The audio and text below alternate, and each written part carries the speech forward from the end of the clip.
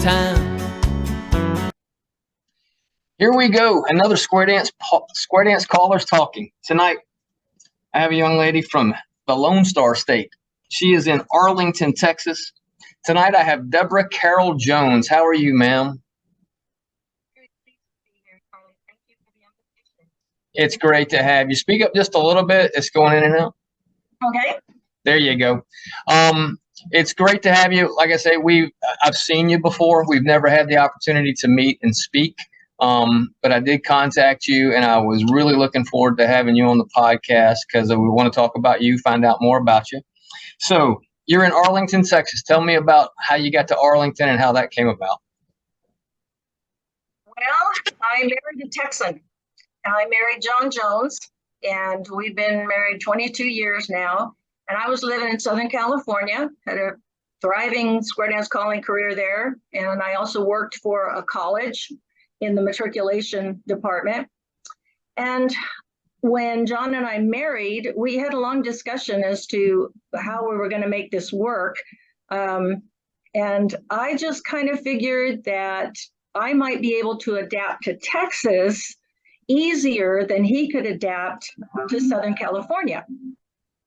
So that's why we made the decision that I would move to Texas. And it was a very big change. Things were very different here, a much slower pace of life, and people drove on the freeways like they had all day to get where they were going. And so people in the supermarket would stop and visit with the cashier. It was just a totally different life. So it's been good for me. It's slowed me down a little bit, and that's been good. Outstanding. How long you been in Texas? 22 years. 22 years. I've been here longer than I called in California, which is hard to believe. So you obviously from California. You started out calling in California. When did you start dancing? I started dancing in the late 70s.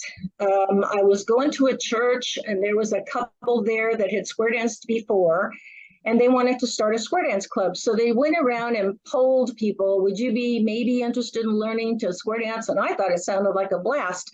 So we got enough people, and we started dancing. And then as the class progressed, I got pregnant with my daughter, and I couldn't take the changing of directions, like ladies chain, in the courtesy turn, it would just, so I had to stop dancing. And I thought, I know, I'll just go help in the kitchen and I'll watch. And that way I'll learn and it'll all be fine. Well, when you're a kinesthetic learner, that doesn't help. So I watched, but it didn't help. So after I had my daughter and some time had passed, I went right back and went to class again and learned to dance. And then I was in that time frame in the early 80s in California, the big focus and emphasis was on choreography. And I wanted to be a really good dancer. I didn't want to break down squares. I had been there and done that, thank you. So I wanted to learn how to be a better dancer. And I went to take a workshop from a caller named Skip Stanley because he was known as a pretty good choreographer. So I started going there, and then I had begun singing a little bit, and there was a caller in California named Lee Schmidt, and he belonged to the Academy of Country Music. So I knew that he would tell me the truth about my voice. Was it something that was marketable? Was my family just blowing smoke, telling me how great it was? So I called him, and I had danced to him many times. He knew who I was, and I loved his singing voice. So he invited me to come to his house, and we spent an afternoon singing and laughing, and he recorded us singing together. We just had the best time. And he said, I think you have a marketable product, but what do you want to do with it? And I said, I don't know that. I mean, I don't want a career in country music because I have a 2-year-old. And I'm too old, I'm 30 years old. That's not going to happen now. But I just wanted to know. And he said, well, maybe you should think about becoming a square dance caller.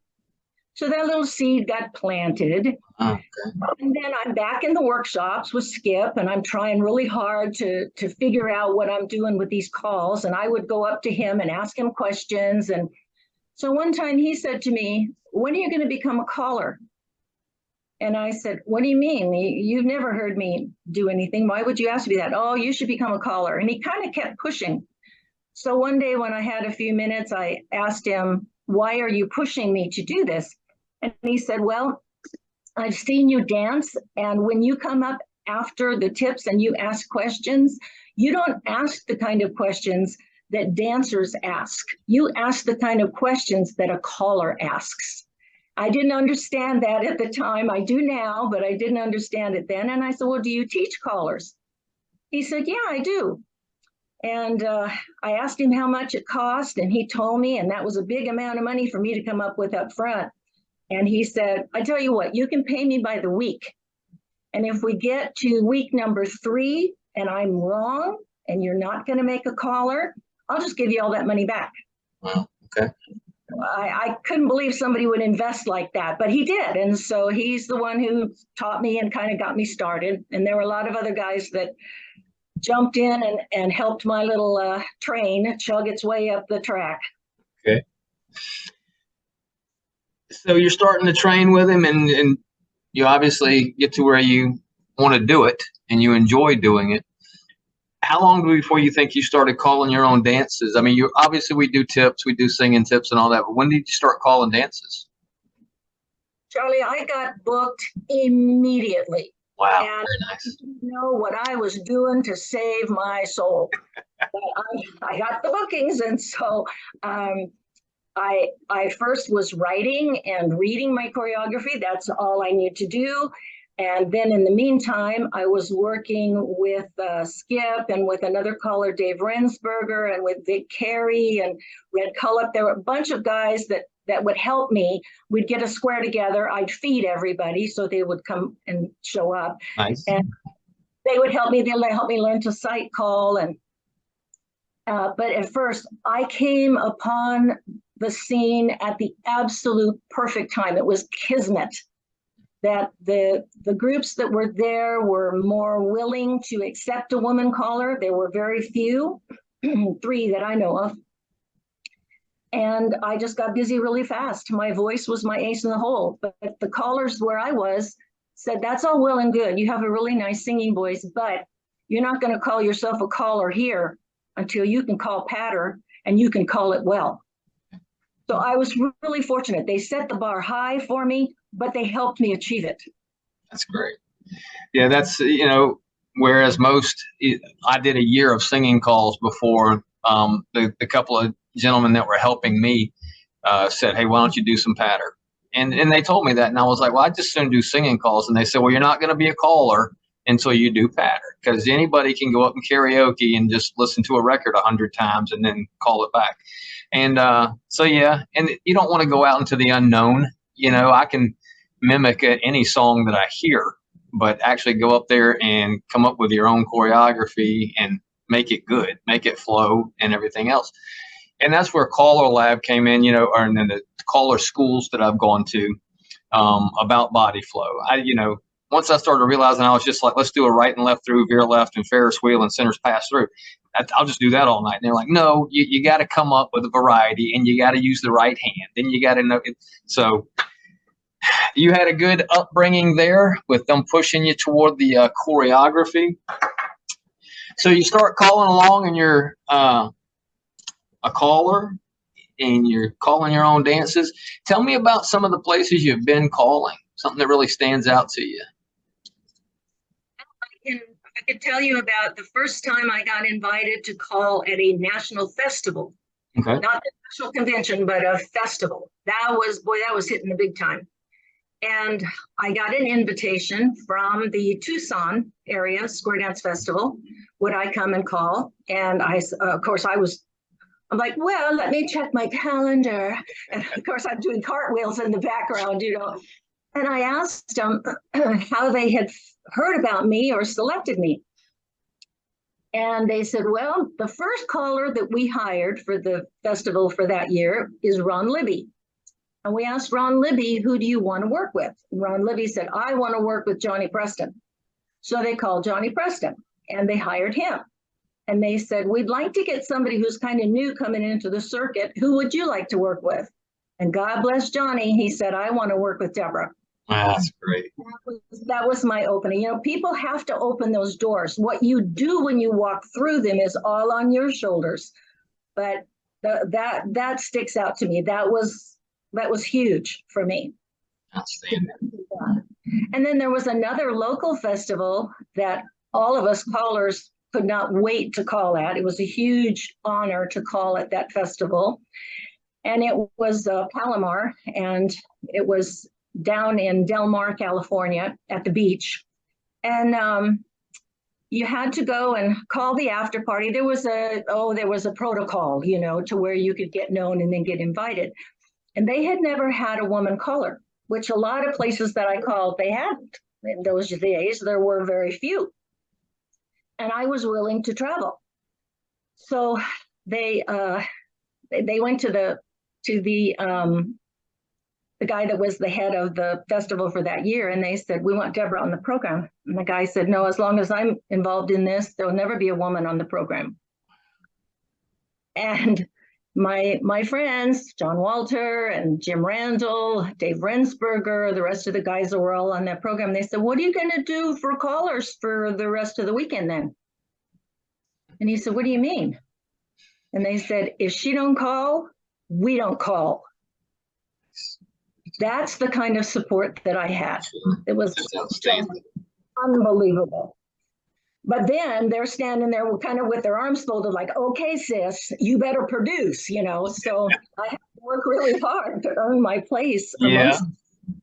Yeah, you can only be given the opportunity. What you do with it is you. And there's pressure that follows that, you know.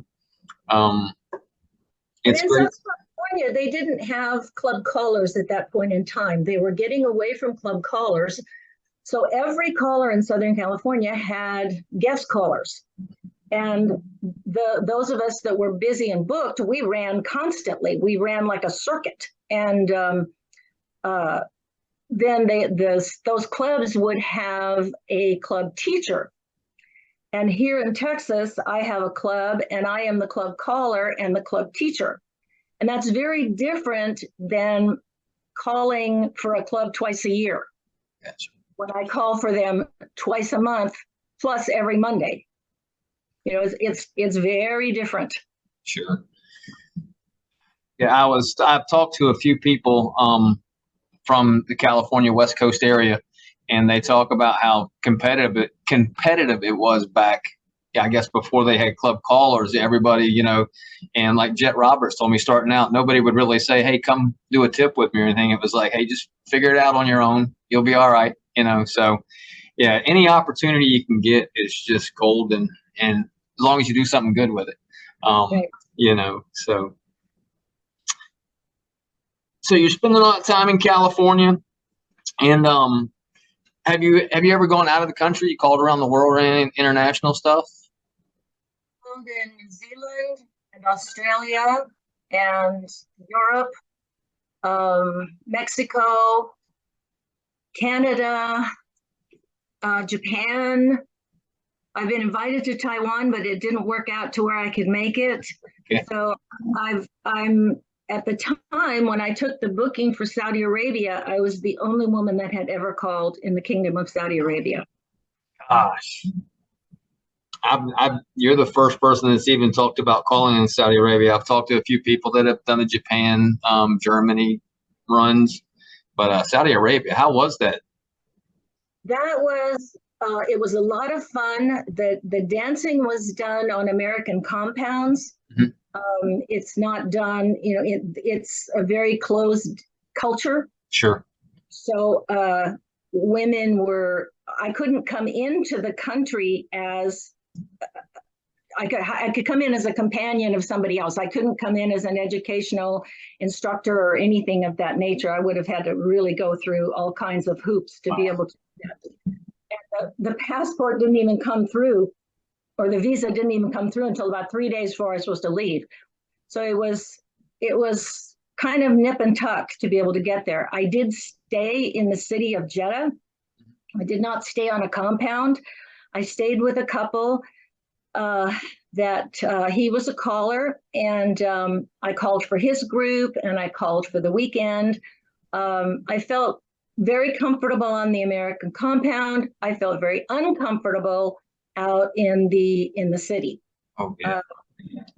I borrowed clothes, the cover-up stuff from the girl the wife that we stayed with, and she was a tiny little Filipina girl. And so her long robe hit me about just below the knee, which on her, it went all the way to the ground. Yeah. I have very long arms, so my arms and legs were sticking out like a stork. And she didn't cover her hair, so I didn't cover mine, but I got the hairy eyeball a couple of times when I was out, even though I was covered with the robe. But it was a very intimidating place to be. Women were not allowed to ride in the front seat of a car. They were not, of course, they were not allowed to drive. And it was kind of scary all the way around. I enjoyed what I did there very much, and it's kind of a little jewel in my Sure. to say that I did it and that I was wanted to come there. And they wanted me to come back and then also do a cruise on the Nile River, but relations became very difficult, and so that never came to pass. That is a fantastic story. I've never heard one like that. That is definitely a jewel. I will give you that. Yeah. Starting out, you said your voice was your key to starting the calling. What's some of the calls? What have you recorded? You've recorded quite a few songs. What's some of your songs that just stand out to you? I know you got a lot of them. The first one that really stands out to me is Colors of the Wind. And that song, I was working part-time for a bank inside a supermarket, which was a huge idea in Southern California. It was like they landed on the moon to have a bank inside a market.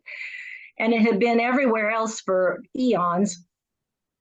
But I was working there, and where the ATM, people didn't know how to use ATMs, all that sort of stuff. So that was kind of my job, was to instruct people on how to do that. And they had put a children's area right close by where the ATM center and the banking center was. And Pocahontas, the movie, was popular. So it played every day, all day, over and over and over for weeks. And I kept hearing that song, and that might not be a bad singing call. And then my daughter was all wrapped up in The Lion King, so I constantly had to hear the song Hakuna Matata from her. And I came to Ernie Kinney from Hi-Hat Records, he was recording me at the time, and I said, what do you think about these songs? He liked them both, and we did Hakuna Matata. And then we had recorded Colors of the Wind, but he wasn't going to release it for another 6 to 9 months, except that song won an Oscar for Song of the Year. So I felt very proud that I had picked that song. Like, boy, I can pick them, man. They're Oscar winners. And then we had a little award ceremony a couple of years, and that song won what we called an Ozzy Award, named after Bob Osgood. And it was an Ozzy Award for the best singing call ever recorded by a female artist. And I am very, very proud of that song. But I've loved the songs I've done for different labels. They've been great. I've found a home these days recording for Chic, and she picks some interesting songs for me. She'll pick a Linda Ronstadt song for me, and she'll pick something she had John and I do Man Smart, Woman Smarter, and we had a lot of fun with that. But the one that does stand out the most is Colors of the Wind. I think I've actually listened to that one before. I don't think I would try it. I love the song, but it's certainly not in my wheelhouse. On that, and you picked that up from a movie. If you're not listening to square dance music, what's your favorite genre of music, or what do you listen to? Well, this is going to date me, but we subscribe to Sirius XM radio, and I'm afraid you will find John and I hanging out at Willie's Roadhouse. Nothing wrong Channel. with that. That's good stuff. So that's what I listen to the most now. I listen to a little bit of, I love to listen to music from the 60s, and you have to have Sirius XM for that too, because they're not even considered oldies anymore. You can't even turn on the FM channel and find the music that I grew up with on the oldies channel. No, it's music from the 80s and 90s that's on the oldies channel. So that's where you'll find me hanging out. Yeah, you have to have some kind of app or Sirius or Pandora or something to hear any of that music anymore. It's a shame, but that's the way it is, unfortunately. What levels do you call that? How high do you call square dance? I call through A2. I don't call a lot of advanced anymore these days. I called a lot more of it when I lived in California. And there just isn't the dancing population to support that here. And so when I do a festival nowadays, or I go out of town, when I've gone out of town, I've said, yeah, I could call through A2, but you better think twice about putting me in a workshop. I might be a little dangerous these days. So I'm trying to do an A2 workshop. So I've always been aware of my limitations, and I've always been okay with them. I had people tell me, you should have learned to call through C1 and C2. You get more festivals and this. And for me, the exchange in the work and the investment in time for me, and the fact that I felt that there were people that were so much more gifted at putting those levels together and giving the dance experience that genre of people were expecting, rather than me. I know where I shine, and I'm perfectly comfortable there. Outstanding. So up to A2, I try and ask everybody this just to kind of get a feel for what the thought is. If you have a favorite call of mainstream plus advanced, what is your favorite call? Oh my gosh, I don't think I've ever thought of that.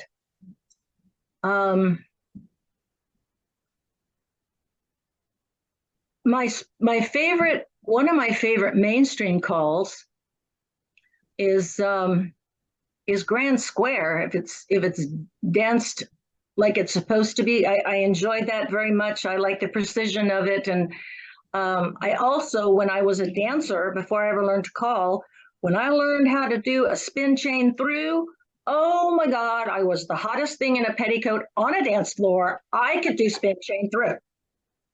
And that seemed to be tough for me to get my hands on. Spin the top, I understood, but that spin chain through killed me. And at the plus level, the call that rattled my cage, even though it had been a mainstream call, but I had trouble getting my brain around it, was Crossfire. And it was like somebody just flipped a switch off, and no synapses were firing in the brain at all. So I would wait for the other people to scramble around. There would be a hole left, and I would know that was mine, and I would go and fill the hole. So for me, when it comes to favorite calls, as a teacher, I like to think of those calls that I felt really good when I mastered them, or they gave me a problem and I learned how to work around it, so that I can try to be a better teacher and instructor and clear some of the refuse away, as people don't come to learn to square dance to be made to feel stupid. They want to succeed and they want to have a good time, and that means different things to different people. But if I can clean some of the fog away when it comes to certain calls, those are my favorites. I know you do, because I've seen you, and I've been a part of a few of them. I know you do some caller coaching and everything. What's some advice or just some kind of lesson you have for callers, whether it be brand new or some experience? What's some advice, I guess, for callers? I just did a Zoom session for new callers on Sunday, and the topic was showmanship for new callers. the advice that I gave them is that you have to get very, very good at the technical part of your craft. If you're up there on stage and all you're thinking about is, oh, dear God, let me find my corner, your personality can't come through. You can't be easy and comfortable with what you're doing up there. You're just terrified. So you have to really get good at the technical part of your craft. And I would say that applies across the board. The better you are at that, the more in control you are of the choreography, the easier you can take it on yourself. You don't have to worry, oh my gosh, where did that corner go?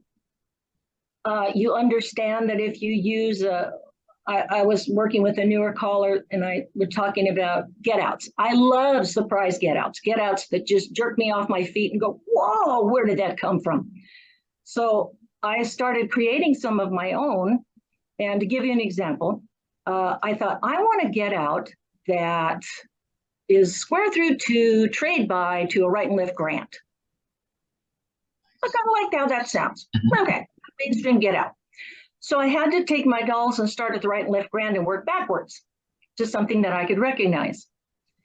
And what I needed in order to launch that get out is a half sashayed opposite lady line out of sequence. Now, my chances of seeing that as a sight caller are absolutely zero. Zero, okay. Zero, but I can engineer it, okay? I know technically how to get them there. So I go with something I do recognize and I'm comfortable with, and then I know how to get them over there. Then I can launch my get out. But one of the things I had to tell her was you have to ease the people into it. They have to have some half sashayed square through twos. They have to have some mixed gender trade buys. Then they have to have the square through two to a trade buy. And so you have to build this, and that comes with experience, and that comes with falling down and skinning your knees in front of God and everybody when what you've called doesn't work and you don't know why. So you have to go back and kind of tear it apart, because it's only going to be fun and it's only going to be good if they get it. That's the advice I would give to any callers that are coming up. That's outstanding. Yeah, you have to do it. And I've learned the hard way, falling down, scraping my knees. When I listen to somebody on YouTube and I'm like, man, I like that get out. I like that pattern. And you, like you said, you just walk in and I just start spitting your get out there and everybody's just going to be standing looking at me. You've got to build up to it. You've got to walk them through, you know, the half sashayed square throughs and square through twos. So yeah, you have to build that. That's fantastic, Deborah. I love that. That is very nice. Oh my goodness. I would go to a Marshall Flippo dance. When Flippo came into town, we had busloads that would come in. God, we all love dancing to Flip. And he could get people dancing 7 levels over their heads. And I remember going to a newer caller, I'd probably been calling about 3 years, and he was having them do all sorts of stuff. And I went up to this other caller and I grabbed him by his vest and I said, why won't they do that for us? It was because I didn't have the touch, the magic of how to lead them there. Flip had it. I hadn't understood that yet. So if that is any advice that can help you, then you can use those magic things and the people will just, they'll love it. That is really good. Oh my gosh. Let's see.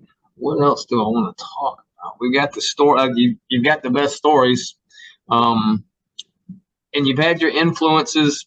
So what are you looking to do? Well, first of all, before we get into that, I don't know a whole lot about it. Tell me about women in calling. When I first started calling and joined CALLERLAB in 1985, I think it was 8 to 9% of the caller population was women.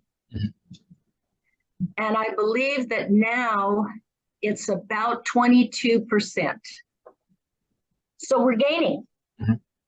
And the Women in Calling Committee was originated by Terry Wheeler from San Antonio area and Betsy Gata from New Jersey. And they put together this committee. And honestly, Charlie, there was a lot of, I don't know if I want to belong to that or I don't want to belong to it, because those that were accepted, women callers that were accepted as one of the guys, if you will, they didn't want to do something to set themselves out of that pack. Do you understand what I'm saying? It was, and so there was a little bit of dancing around and what does the committee stand for and what are we doing? And it had a good solid 10-year run, and women got more involved in it. They had some great sessions on things like safety on the road. There's a lot of us are out there running around like ourselves, like rats in a maze, and you have to be aware of some things. And they just had some really good sessions. And like anything, once somebody has gotten it going and they've put their heart and soul into it, it's time now for somebody else to carry it forward. And it got carried forward by several other awesome women. And then the leadership kind of waned away, and there wasn't it was in danger of going away. So my thought was, if it goes away, we'll never get it back. So I put my name in and said, I'll take the committee over and we'll see what else we can accomplish with this committee. And the EC voted to have me take the committee. So I did. I had a good vice chair. I had Jerry Hardy, and we did some really good things, some productive things that were of use to other women callers, whether they were a member of the committee or not, to other caller coaches who all of a sudden were getting women into their schools. And they were finding there were a few little different issues. And one of the biggest ones was, how do I guide them to music? So we had a compilation of the top 10 patter picks by women callers. And I think it was the top 10 singing calls. We might have had more than that. It's hard to remember back. And then we would update those periodically. And those became of tremendous use to women callers and caller coaches. We also did a document about the different hormonal stages of a woman's life, which men have theirs as well, but we have ours. And so this addressed ours, what happens, how it impacts our calling. And because there's certain things that happen that can give you a decent night, such as there are certain times when your vocal folds, the tissues in your body swell, well, so do your vocal folds. So your singing calls for that night are not going to be as accessible. The ones that you want to really powerhouse, not tonight. And if you know that, you can work around it. If you don't know, you might push your voice too hard or do something improper.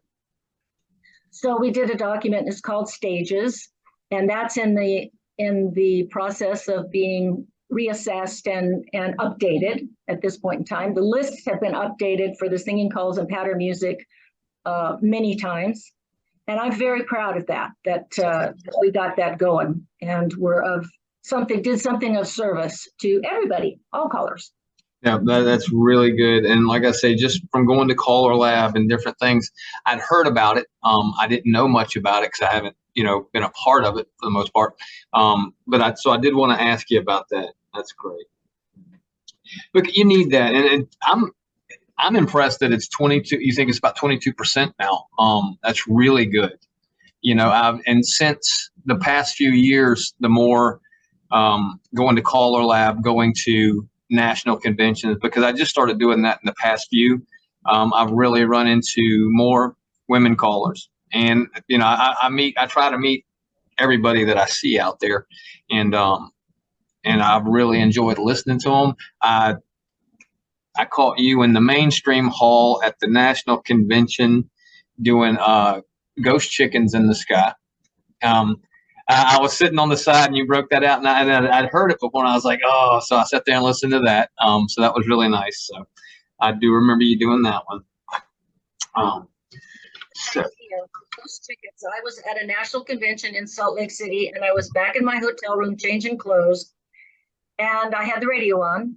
And that song came on, and I had to stop and sit down. I was laughing so hard, I was crying. And after it was over, I thought, I've got to try to do something with that. And I thought, I can do that with my square dance version. So I kind of rewrote a few of the lyrics and fit it in there. And I thought, oh, it'll have, maybe 5 years. People enjoy. No, that stupid chicken has followed me around. Oh, that's really good.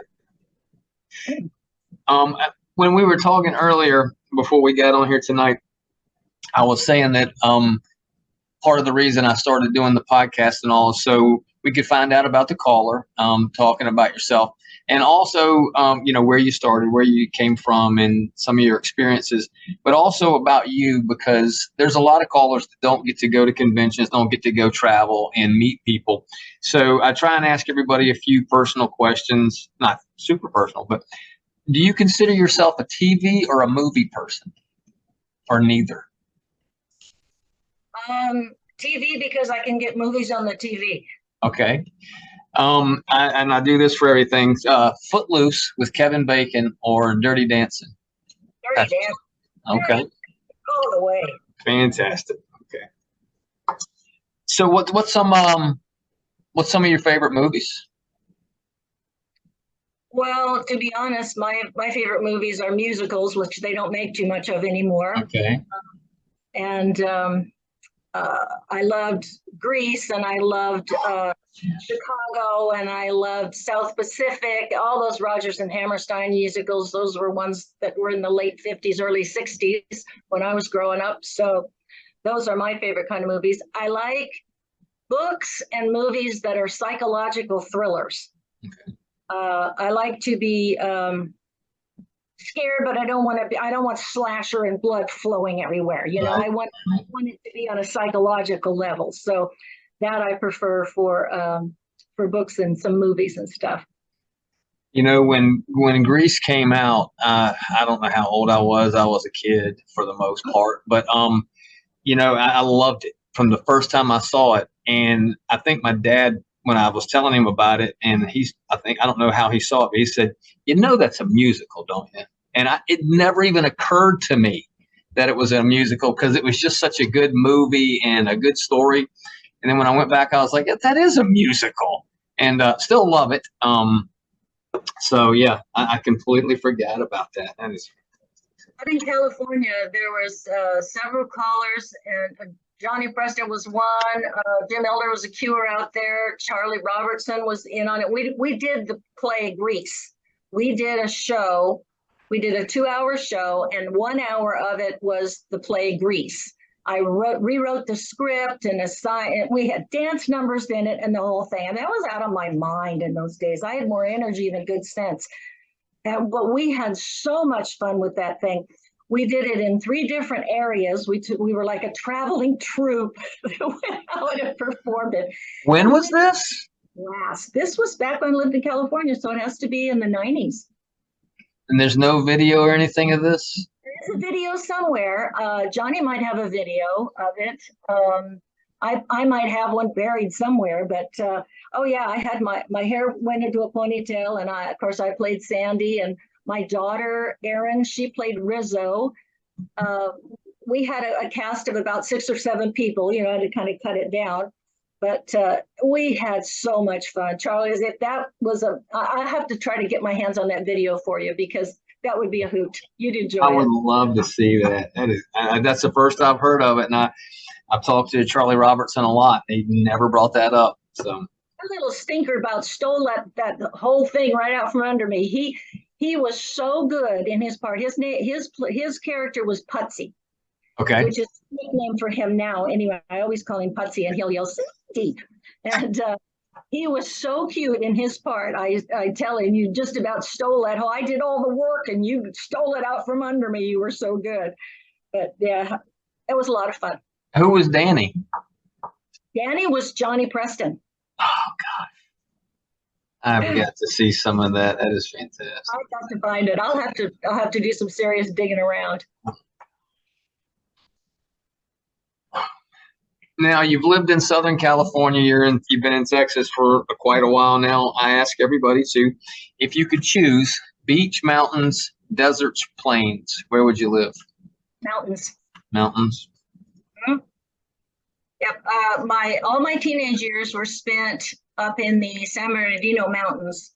My stepdad had a little cabin up there that he remodeled, and we were up there every weekend, all vacation for 10 years. So that's where my heart and soul thrives, is when I'm in the mountains. In the mountains. Gotcha. Very nice. What anything in the next few months that you got coming up you want to talk about? I mean, you got any big dances or schools or anything? We have a weekend in one of the best places in the entire world, which is in the San Bernardino Mountains. Okay. And Chic has a weekend up there in October, the second weekend of October. And it's the Chic recording staff, and we all get together, and mostly it's like a big camping trip. We have so much fun up there. We dance Friday night and all day Saturday and Saturday night. And then there's an after party on Saturday night, entertainment style after party. And we just get into a lot of mischief and have a great time. And my focus for what I do in the fall is our beginners class that we have here in Texas. My club is having another class. We do 2 classes a year. We do a class of about 14 weeks. It depends on the calendar. And we go through SSD. And then we take a 2-week break over the holidays and come back. And I have what I call a cobweb class. And the cobweb class is to get back into dancing and review everything we've had, plug in a call or two, show them something, but get their confidence up so that they're comfortable coming to dances. Then in March, we start another class and we do the same thing. We go 14, 15 weeks, and then we go into our workshop, our Summerfest Cobweb class. And then in August, we take time off because the angels have worked really hard, and so have we. We need the break. But I'm looking forward to always to starting a new class. I believe that classes are the beating hearts of the club. Sure. And if your heart isn't healthy, your club is going to eventually die. Yeah. So that's where a lot of my emphasis goes, is into teaching classes. Very nice, Deborah. Yep. You definitely, you've got to push the classes because if square dancing loses people at a higher rate than most other activities just because of the ages that most of them are in, unfortunately. And sometimes it's just physical. They're still there. I still have, I'll go to places that I'll meet people that say, yeah, I don't dance anymore, but they still come because Right. it's a great community and a great environment. But yeah, if you're not filling some of these gaps, and the other part of it is you can get 20 people to come out to class, and when you tell them it's going to be about 14 weeks, you're going to lose a couple just off of that because of the commitment that's involved. So it's great to hear how much you push the classes and all that, because you have to do something like that. Wow. Oh my goodness.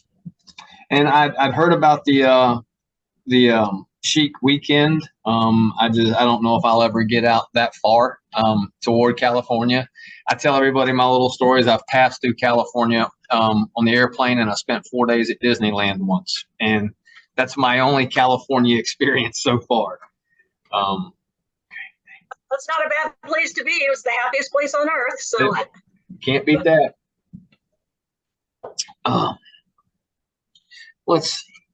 Anything else we want to talk about tonight, Deborah? I'm trying to think. I've covered everything. I got the music genre, some of your influences, colors of the wind, favorite singing call. Let me ask you this. This is for callers too.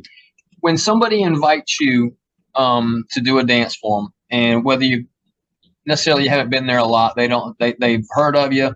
How do you go into programming a dance? This is for callers, basically. Well, I always appreciate it if the dance has some kind of a theme to it. That gives me a hook around which to build my music. Okay. And knowing what the level is, that helps me as well. And I go in and start, one of my goals when I first became a caller, I had 3 goals and they've never changed. One of them was to be able to read the floor within the first half of the patter of the first tip to see what those people were there for. Are they there for choreo tonight? Are they there for wind in their face and they just want to be able to get back to their corner and have a good time? Are they there for the music? What's the spark that's lighting that crowd? And it can change. It's not like because I figure it out in the first tip, that's it for the rest of the night, because it shifts and changes throughout the evening. That the hardest ones for me are the ones that have no theme. That leaves me a little bit free and easy.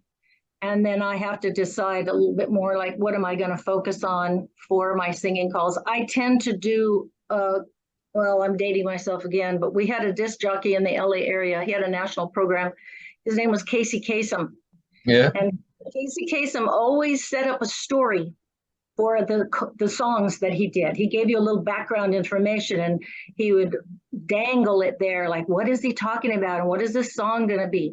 And I like to build a little bit of that interest with the songs that I do. So I do a little bit of that as well. Try to find music that's going to appeal to the plethora of people that are there. I don't want to do all music from the 60s. I love it, but you know, I've got to have something more to appeal to other people that are there.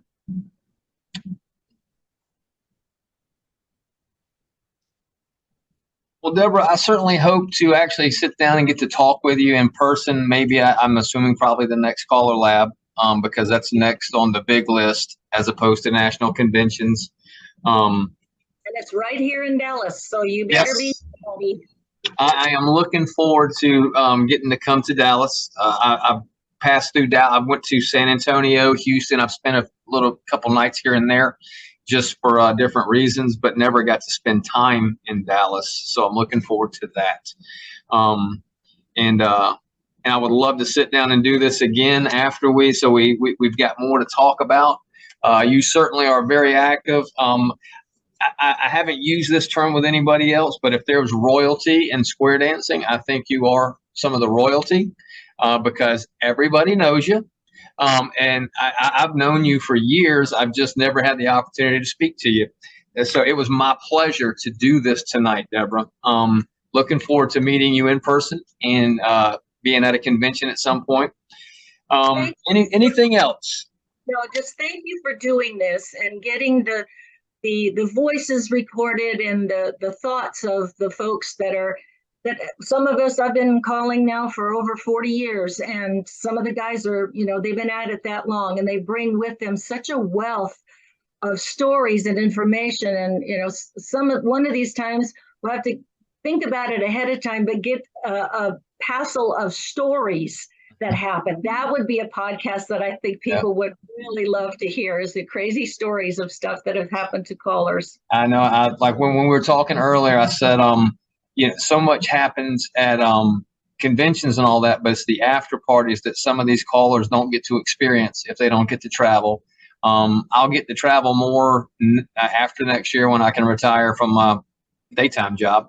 And so I'm looking to get out there. So we'll definitely do that. We'll put another podcast together and we'll talk about stories. All right. Sounds great. Deborah Carroll Jones, it has been my pleasure. I will talk to you again soon. All right, honey. Thank you. Bye-bye. Bye-bye.